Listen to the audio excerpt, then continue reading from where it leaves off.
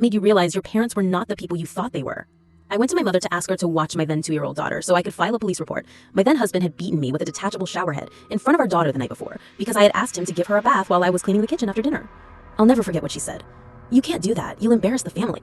I got someone else to watch her while I filed the report. My mother had me removed from the will that week. She sided with my ex for custody, and he got her. A few years later, he was living with my parents because he had lost the house. He tried to kill my dad in front of my daughter. It took them 2 hours to clean up the blood. My father has apologized to me for believing what my mother told him. My mother has not apologized once and said she would do the same thing again if she had to. Since my mom died quite suddenly last year, I've noticed that my dad is actually just a man. A boy, really. He's in his 60s, but has life no more figured out than I do at half his age.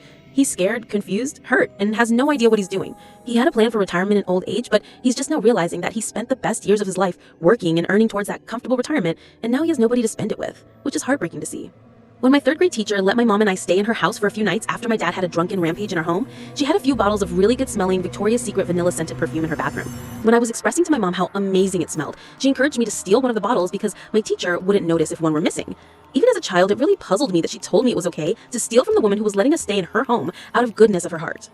I vividly remember the exact moment I realized my mother was not a good person. I was watching a documentary on TLC about a man who had horrible tumors growing all over his face that had already destroyed his nose and at least one eye. He could barely see, talk, or breathe without listing this huge cluster of masses on his face, and had been suffering for years and years.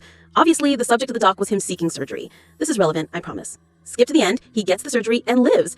At least at that time, they weren't able to reconstruct his nose, but gosh darn, by every metric, he looked amazing compared to before. After he was healed up enough, it showed this heartwarming scene where he grabs one hand each of 2 of his nurses, singing and dancing because he's so happy not to have those horrible things on his face anymore. I still remember the warm, fuzzy feeling I had in my chest watching that scene. How wonderful! Look how happy he is. This man just got his life back. My mother, who was in the living room behind me and has seen everything I've just seen, watching the same happy scene that I am, grins and says the following: "He's ugly. He should kill himself," then laughed and walked away. Dated a girl in college who invited me over to spend Christmas Eve with her family. They were loving and supportive of each other and seemed happy to be around each other. Made me realize that my home life was really abnormal. I remember I even asked her if they were putting on a show for me. She seemed confused when I shared my typical Christmas growing up.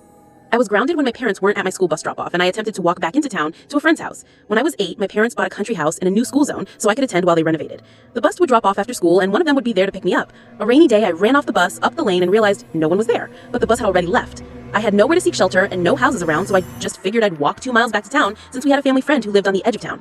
A quarter of a mile down the country road and I hit the County 2 lane, where a car spotted me and pulled over. The driver was a person I knew, prior school friend's dad, and in the passenger seat was another man I didn't know, who instantly gave me a bad vibe. I did not want to be in that car. The driver insisted I get into the car, but I refused, ran into the bushes to hide, and they drove away. A few minutes later, my parents pulled up and began berating me for not being at home, screaming that I had no business walking on the road. I can still hear them scream